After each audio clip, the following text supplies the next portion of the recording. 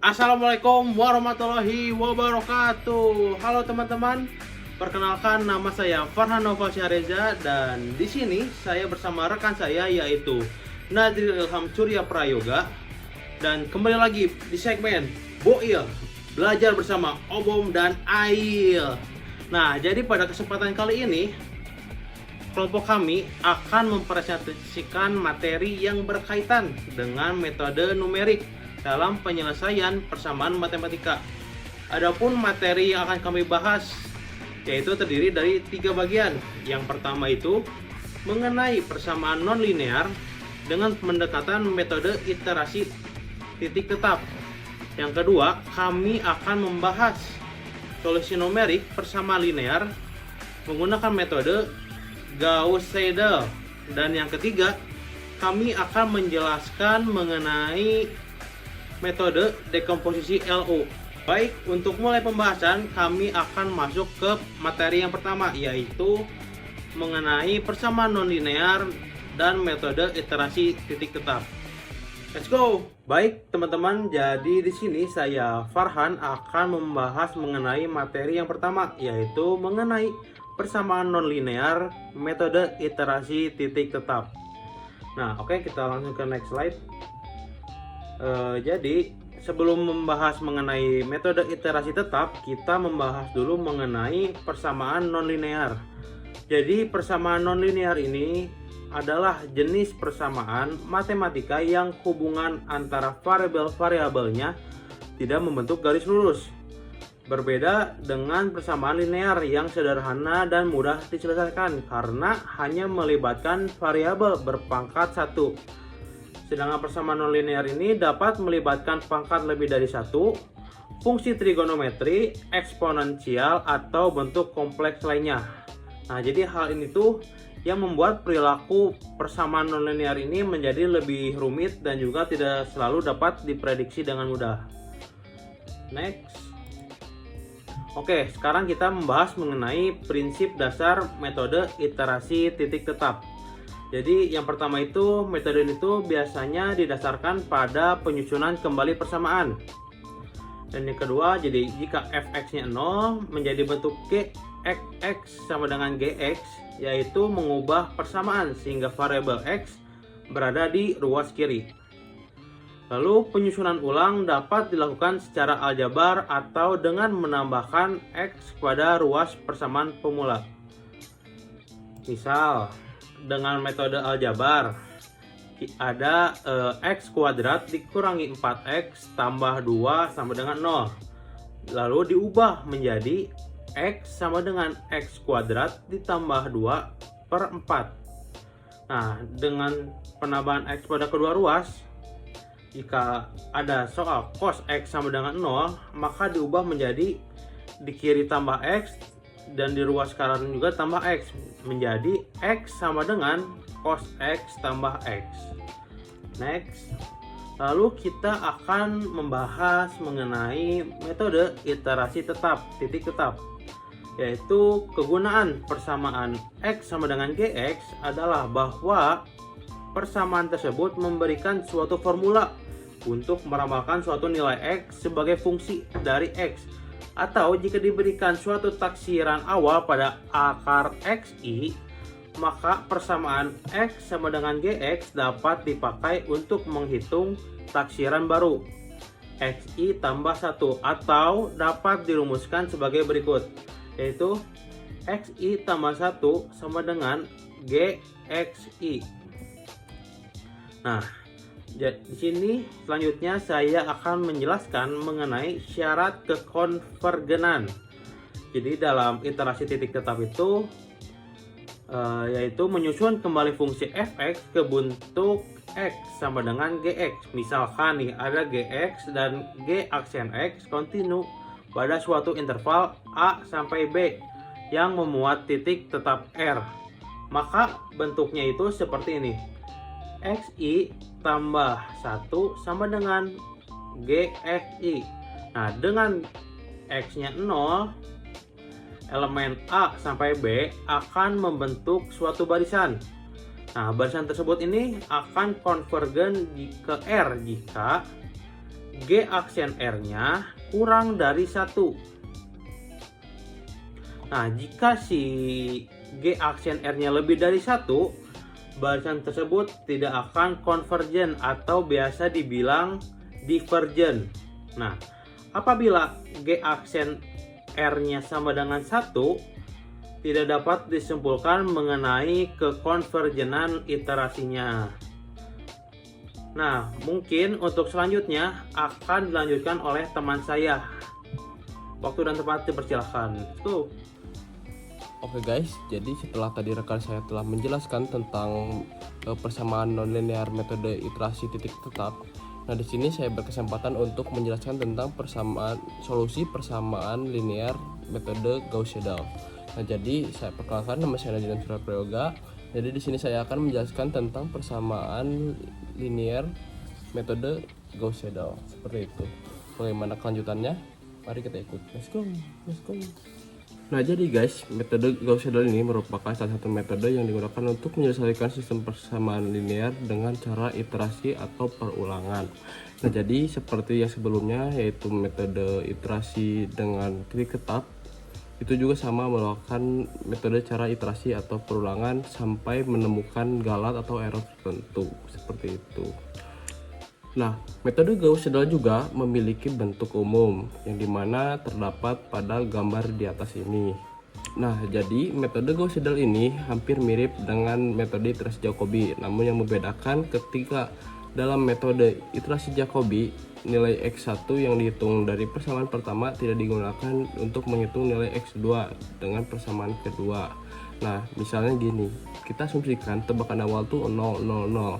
Nah, ketika kita ingin mencari nilai Y, maka yang digunakan itu nilai 0 tersebut, tidak mensubstitusikan dengan nilai yang telah didapatkan sebelumnya, seperti itu. Padahal dalam sebenarnya nilai-nilai baru tersebut lebih baik dari nilai yang lama, seperti itu. Nah, di dalam metode Gauss-Seidel juga nilai-nilai tersebut dimanfaatkan untuk menghitung variabel berikutnya. Jadi antara variabel yang telah didapatkan, misal kita sudah mendapatkan nilai X atau nilai Y dan lainnya, maka akan bisa digunakan untuk menghitung variabel berikutnya. Jadi di setiap variabelnya tuh ada keterikatan, seperti untuk mencari nilai Y harus didapatkan dulu X-nya dulu, seperti itu, dan selanjutnya. Nah, jadi guys, di sini ada contoh soal dengan metode Jacobi. Bahwasanya diasumsikan nilai X, Y, dan Z-nya tuh 0. Itu sebagai tebakan pertama ya. Nah, dalam mencari nilai variabel X-nya tuh kita masukkan rumus terlebih dahulu. Rumusnya tuh 5X ditambah Y dikurang Y ditambah Z. Nah, kita bisa lihat si variabel Y dan Z-nya tuh disubstitusikan dengan nilai 0. Begitupun dengan yang mencari nilai Y, itu juga dikalikan dengan si X dan Z-nya tuh disubstitusikan dengan nilai 0. Begitupun dengan Z, si nilai X dan Y-nya diganti dengan nilai 0. Maka dari itu dapat disimpulkan dalam metode Jacobi ini tidak menggunakan nilai hasil yang telah didapatkan nilai X, Y ke dalam pencarian yang selanjutnya, seperti itu. Nah, seperti yang ditampilkan bahwasanya nilai X aksen, Y aksen, dan Z aksen yang diperoleh belum sama dengan asumsi awal, sehingga diperlukan pengulangan atau iterasi berikutnya. Sehingga dengan kesimpulan bahwasanya metode Jacobi ini tuh membutuhkan waktu yang lama, seperti itu, dan tidak mengefektifkan waktu. Lanjut, nah sekarang perbedaannya dengan metode Gauss-Seidel. Nah, pada soal diketahui soal seperti ini. Lalu, nah kan tadi tuh ada bentuk umum ya. Untuk bentuk umumnya tuh seperti yang ada di sebelah kiri. Ini untuk bentuk umum. Lalu kita ubah yang dari soal menjadi sebuah persamaan untuk iterasi pertama, yaitu diketahui 5 dikurangi Y ditambah Z per 3. Nah, 3-nya didapat dari mana? Dikarenakan nilai si 3x kita ubah jadi 1/3 kan nantinya. Maka jadi 1/3. Nah, dengan rumus kan di sini ada seperti A11, A22, A33. Nah, untuk nilai yang diagonal seperti 3x, 7y, 5z itu akan dijadikan pembagi. Dan untuk nilai B1, B2, B3 akan dimasukkan ke dalam perkalian seperti itu. Nah, maka didapatkan misal diasumsikan nilai x, y, dan z nya tuh sama dengan 0. Maka kita substitusikan dan didapatkan 1,667. Dan nah, ini yang membedakan dengan iterasi Jacobi untuk mencari nilai y aksen ya. Di sini untuk mencari nilai y aksen yang dimana ini seperti iterasi pertama y aksen. Nah, untuk mencari aksen kita memakai hasil dari yang sebelumnya, dari x aksen, yaitu hasil x yang terbaru ya, kita substitusikan. Nah, dengan nilai z yang tetap 0 dikarenakan belum diketahui. Nah, di sini untuk nilai z aksen, kita untuk mencari nilai z yang di iterasi pertama, kita sama menggunakan substitusi dari nilai x aksen dan y aksen yang telah didapatkan. Maka didapatkanlah hasil seperti ini. Misal x aksen 1,667, y aksen 1,90467, z aksen 30 sekian. Nah, lanjut. Nah, seperti yang kita ketahui juga bahwasanya ketika si hasil tidak memenuhi galat atau jauh galat, maka akan terus melakukan sebuah iterasi perulangan, perhitungan perulangan seperti itu. Misal kita ingin mencari nih x aksen. Nah, substitusikan hasil yang tadi yang sebelumnya dengan nilai y, z yang terbaru. Masih dengan rumus yang sama didapatkan 1,73 sekian.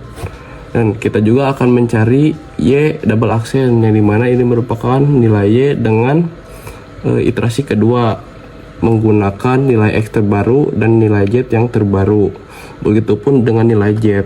Nah, untuk mencari galat kita melakukan perhitungan kembali dengan nilai x yang terbaru dengan nilai x yang sebelumnya per nilai x yang terbaru dikali dengan 100%, maka didapatkan 3,67.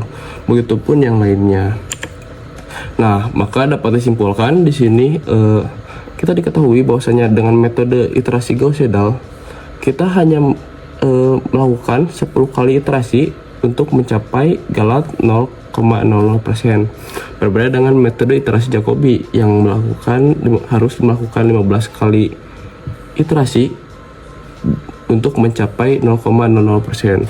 Maka dapat disimpulkan bahwasanya untuk melakukan sebuah iterasi untuk mencari nilai galat yang harus ditentukan lebih cepat menggunakan iterasi Gauss-Seidel, yang dimana emang tujuan Gauss-Seidel itu untuk mempercepat atau mengefektifkan waktu dalam melakukan perhitungan. Sekian untuk penjelasan metode Gauss-Seidel dicukupkan. Lanjut ke materi selanjutnya. Baik teman-teman, kembali lagi bersama saya Farhan. Jadi di sini saya akan membahas mengenai materi yang ketiga, yaitu mengenai solusi persamaan linear metode dekomposisi LU. Oke, jadi jika A matriks non singular, maka ia dapat difaktorkan menjadi matriks segitiga bawah atau lower dan segitiga atas upper. Nah, perlu diingat untuk segitiga bawah ini adalah kondisi di mana matriks itu tuh diagonal bawahnya tuh tidak 0 dan untuk diagonal atasnya itu 0. Dan untuk segitiga atas itu kebalikan dari segitiga bawah, sehingga menghasilkan A faktor, matriks A difaktorkan sama dengan L kali U. Nah, untuk L ini adalah lower dan untuk U-nya itu untuk segitiga atas atau upper. Nah, maka algoritmanya begini. AX sama dengan B menjadi, karena A-nya sudah difaktorkan, menjadi LUX sama dengan B. Nah, untuk UX ini kita permisalkan ubah menjadi Y. Maka menghasilkan LY sama dengan B. Nah, karena di sini itu udah si Y itu mendapatkan nilainya, maka nilai si Y ini kita gunakan untuk mencari UX. Seperti ini teman-teman. Nah, ini kebalikan dari si LUX sama dengan B, kita gunakan lagi. Oke, next. Nah, lalu di sini saya akan membahas mengenai kelebihan metode dekomposisi LU ini dibandingkan dengan eliminasi Gauss. Yaitu kelebihannya adalah dalam komputerisasi dekomposisi LU ini lebih efisien dari segi kompleksitas waktunya dibandingkan eliminasi Gauss. Dan ini tuh sudah terbukti berdasarkan penelitian-penelitian terdahulu. Dan untuk contoh soal dari dekomposisi LU ini akan dijelaskan oleh rekan saya, yaitu Najril. Baik, tempat dan waktu dipersilakan untuk Najril mengerjakan contoh soal. Terima kasih. Baik teman-teman, jadi terima kasih juga pada saudara Farhan yang telah menjelaskan tentang teori materi tentang dekomposisi LU. Nah, jadi di sini saya berkesempatan untuk menjelaskan membahas tentang contoh soal dekomposisi LU. Bagaimana dengan kelanjutannya? Mari kita ikut. Let's go. Nah, jadi guys, di sini diketahui bahwasanya terdapat soal selesaikan solusi persamaan linear berikut dengan metode dekomposisi LU. Nah, jadi di sini diketahui ada 3 persamaan dari dimulai 2x1 ditambah 3x2 min x3 sama dengan 5 dan seterusnya ada 3. Nah, untuk cara penyelesaian yang pertama itu kita buatkan dulu matriks. Nah, dengan variabel x1 itu di kolom pertama, variabel x2 di kolom ketiga, dan variabel x3 di kolom ketiga. Dengan hasil akan diinputkan menjadi nilai B. Nah, di sini juga terdapat bentuk simetrisnya, yaitu AX sama dengan B, dengan AX itu nilai variabel X, nilai A itu dengan variabel X, dan nilai B itu adalah hasil dari persamaan ini. Nah, langkah selanjutnya yang harus dilakukan yaitu kita mengubah si matriks tersebut menjadi matriks ketiga atas atau upper. Nah, di sini juga kan ada ya untuk si bentuknya itu A sama dengan lower kali upper. Nah, untuk L itu lower dan U itu upper. Nah, kita akan mengubah si matriks ini menjadi upper. Dengan cara apa? Dengan cara mengenalkan si B12, si B13 dan juga si B23. Nah, di sini kita akan mengenalkan dulu yang pada baris kedua kolom pertama, yaitu di yang nomor 4. Nah, bagaimana sih cara mengenalkannya? Kita akan mengurangi dengan pada baris pertama kolom pertama, yaitu 2. Bagaimana caranya? Nah, di sini kita diakali ya dengan cara B2 dikurangi 2B1, yang mana 2 dikali B1 itu kan jadi 4 ya. 4 dikurangi 4 sama dengan 0. Nah, begitu pula dengan baris yang sejajar sama yang B2 ini, seperti nilai 4, misal 4 dikurangi 2 kali 3, 4 dikurangi 6 sama dengan min 2 di sini. Ataupun yang di pinggirnya juga min 3 dikurangi min 1 dikali 2 jadi min 1 dan didapatkan. Begitu pula yang di bawah, cara mengenalkannya pun sama, seperti min 2 B3 dikurangi min 1 dikali B1. Kan min 1 dikali B1 itu jadi min 2 ya, min 2 jadi tambah, jadi min 2 ditambah 2 menjadi 0. Begitupun di baris yang sejajar sama B3. Maka didapatkanlah matriks dengan nilai 2, 3, min 1, 0, min 2 dan seterusnya. Nah, di sini kan pada kolom pertama itu terdapat ya di pinggir-pinggirnya. Yang di bawah tuh hampir membuat segitiga. segitiga atas gitu. 0 0 tah. Nah, di sini yang 6 yang B3 itu belum 0. Bagaimana caranya? Sama kayak yang tadi. Yang atas sama yang bawah pun kita ubah gitu. Misal jadi B3 min 3 B2. Jadi kan min 3 dikali min 2 itu 6. 6 dikurangi 6 0. Begitupun dengan baris selanjutnya gitu. Namun ini tidak mengubah ke outputnya nanti. Nah, setelah itu didapatkanlah nilai segitiga atas gitu dengan output seperti ini. Nah, lalu kita merasa kebingungan nih gimana cara mendapatkan nilai lowernya atau segitiga bawahnya.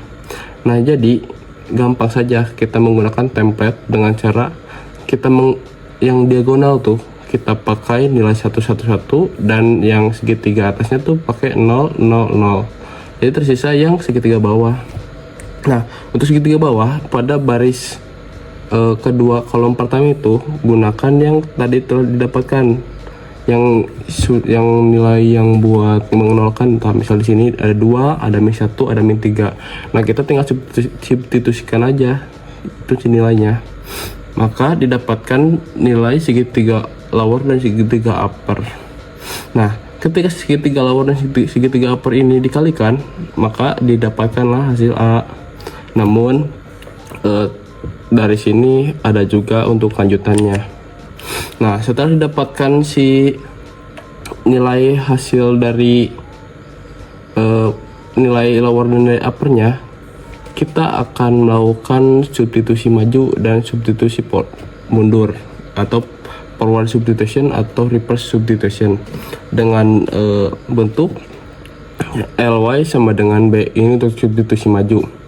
Nah, nilai dari yang lower tadi kita substitusi maju seperti misal 1 y sama kan y-nya tuh 1 ya, y1 sama 5 atau 2y1 ditambah y2 sama dengan 3, dan nantinya si 2 nya bakal dikalikan dengan 3 jadi 6, dan nantinya bakal disubstitusikan ya seperti aljabar pada umumnya lah ini mah. Misal min y1 min 3y2, nantinya pun bakal disubstitusi. Nah, setelah didapatkan ini tuh didapatkan ya untuk nilai B-nya. Nah, terus kita juga mencari untuk nilai Y dengan cara UX sama dengan Y. Nilai yang segitiga upper tuh disubstitusi mundur, dimulai dari yang terbawah terlebih dahulu. Kita mencari X3 terlebih dahulu. Kan tadi yang substitusi atas tuh yang substitusi maju tuh kita mulainya dari atas dulu ya. Untuk substitusi mundur tuh kita mulainya dari bawah dulu. Maka didapatkan untuk nilai X1, X2 dan X3 nya tuh untuk nilai himpunan penyelesaiannya adalah dalam kurung 1, 2, dan 3. Untuk X1 nya 1, untuk X2 nya 2, dan untuk X3 nya 3. Maka didapatkanlah untuk nilai Y dan X nya tuh didapat dengan cara substitusi forward dan substitusi reverse. Mungkin sekian yang dapat saya sampaikan, dan terima kasih juga kepada rekan saya yang sebelumnya sudah menyampaikannya. Terima kasih. Wassalamualaikum warahmatullahi wabarakatuh.